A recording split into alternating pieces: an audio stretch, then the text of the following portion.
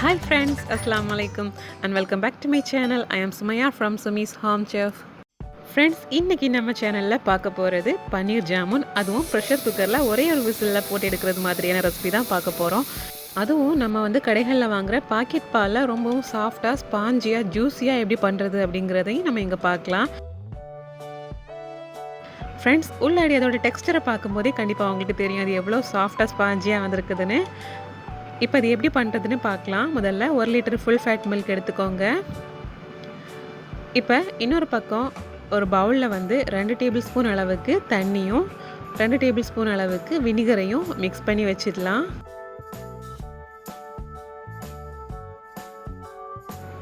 அதே மாதிரி நாம் ஸ்டவ்வில் வச்சுருக்க பால் நல்லா சூடாகி நல்லா பொங்கி வரணும். ஸோ அது வரைக்கும் நாம் அதை கொதிக்க விட்டுக்கலாம். இப்போ பாருங்கள், நல்லா பொங்கி வந்துட்டுருக்குது. ஸோ இந்த டைமில் நாம் வினிகர் அண்ட் வாட்டர் மிக்ஸ் பண்ணி வச்சுருக்கக்கூடிய மிக்ஸை இந்த மாதிரி கொஞ்சம் கொஞ்சமாக சேர்த்து கிளறி விட்டுக்கோங்க. இப்போ பார்த்திங்கன்னா நமக்கு தேவையான பன்னீர் கொஞ்சம் கொஞ்சமாக திரண்டு வந்துட்டுருக்குது. ஸோ இப்போ நம்ம ஸ்டவ்வை ஆஃப் பண்ணிவிட்டு இதை வடிகட்டி எடுத்துக்கணும். நம்மளோட பன்னீர் ரொம்பவே அழகாக கம்ப்ளீட்டாக திரண்டு வந்துடுச்சு. இப்போ இதை வடிகட்டி எடுத்துக்கணும். ஸோ அதுக்கு நம்ம வடிகட்டி மேலே இந்த மாதிரி ஒரு காட்டன் கிளாத் வச்சுக்கோங்க, டவல் அந்த மாதிரி. இப்போ அதுக்கு மேலே நம்ம வடிகட்டி விட்டுக்கலாம். அண்ட் அது மேலேயே நம்ம ஒரு வாட்டி நார்மல் வாட்டர் வச்சு வாஷ் பண்ணி எடுத்துக்கலாம். இந்த மாதிரி பண்ணுறதுனால வினிகரில் உள்ள புளிப்பு சுவை கம்ப்ளீட்டாக அதுலேருந்து மாறிடும்.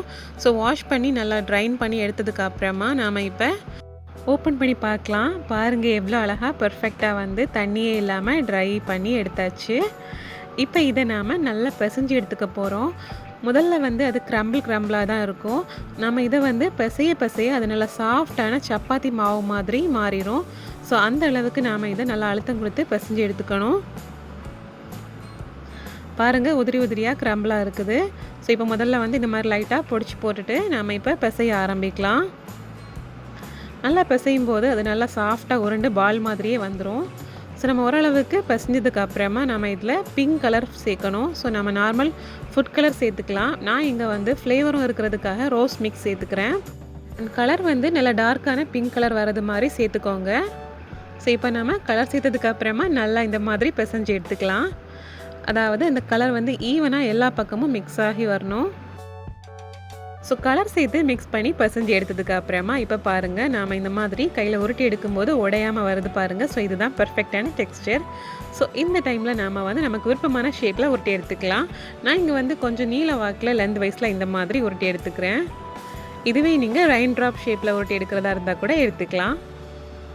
ஸோ இந்த மாதிரி நாம் பிசைஞ்சு எடுத்துருக்க பன்னீர் எல்லாத்தையும் நீல வாக்கில் உருட்டி எடுத்துக்கலாம்.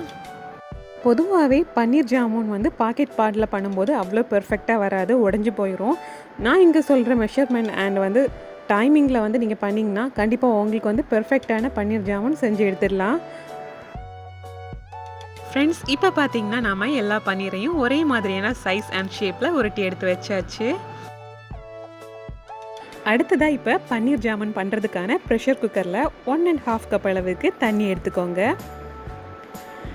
தண்ணி சேர்த்ததுக்கு அப்புறமா அதில் 3/4 கப் அளவுக்கு சுகர் சேர்த்துக்கோங்க. இப்போ இந்த சுகரை மெல்ட் ஆகிறது வரைக்கும் நல்லா மிக்ஸ் பண்ணி விட்டுக்கோங்க ஒரு கரண்டியால்.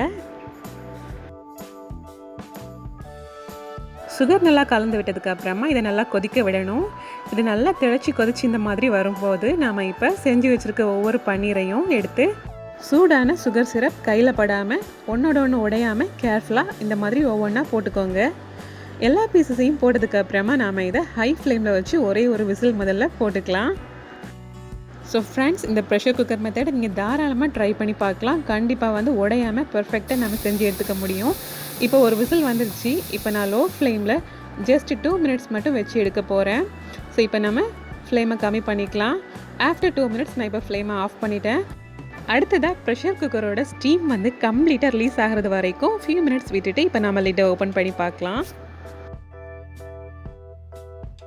பாருங்கள், எல்லாமே டபுள் சைஸில் பெருசாகி வந்திருக்குது. அண்ட் ஒன்று கூட உடையலை, ரொம்பவே பெர்ஃபெக்டாக வந்திருக்குது. ஸோ ஃப்ரெண்ட்ஸ், பாருங்கள் எவ்வளோ ஈஸியாக சிம்பிளாக குயிக்காக செஞ்சு முடிச்சாச்சுன்னு. இதே மெத்தட் நான் இங்கே பாக்கெட் பாலில் பண்ணது மாதிரி நீங்கள் பசும்பால்லையும் ட்ரை பண்ணி பார்க்கலாம். அதே மாதிரி பாக்கெட் பால்லையும் பெர்ஃபெக்டாக நம்ம செஞ்சு எடுத்துக்கலாம். ரொம்பவே ஜூஸியாக ஸ்பாஞ்சியான பன்னீர் ஜாமுன் ஜஸ்ட் ஒரு விசிலில் நம்ம ரெடி பண்ணிட்டோம். இப்போ இந்த அழகான பன்னீர் ஜாமுனை இன்னும் அழகாக்குறதுக்காக இதுக்கு மேலே நாம் லைட்டாக ரோஸ் பெட்டல்ஸ் தூவி விட்டுக்கலாம். ஸோ ஃப்ரெண்ட்ஸ், இந்த 1 விசில் ப்ரெஷர் குக்கர் பன்னீர் ஜாமுன் ரெசிபி கண்டிப்பாக உங்கள் எல்லாருக்கும் யூஸ்ஃபுல்லாக இருக்கும்னு நம்புகிறேன்.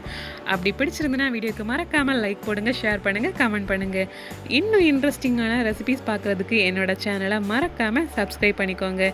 இந்த நாள் இனிய நாளாக அமையட்டும். தேங்க்ஸ் ஃபார் வாட்சிங்.